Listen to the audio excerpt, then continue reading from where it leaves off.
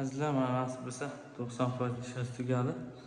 Faqat rang jarayoni qoldi, bir haftadan keyin kelib boshqa zakazlar qilib, uni keyin o'sha bitkazib ketamiz. Kuzatib boringlar, nasib bo'lsa.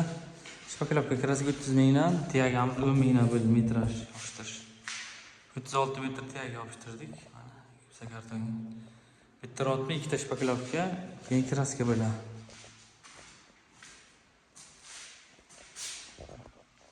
Qanday holatda edi, chiroyli bu yoqqa g'ish bo'ladi, ablusovga teriladi.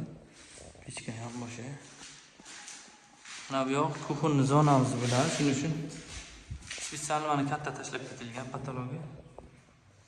Kuxunni zona bo'ladi, bar bo'ladi, mana bu yerga batafsil ko'rsatib o'tadi.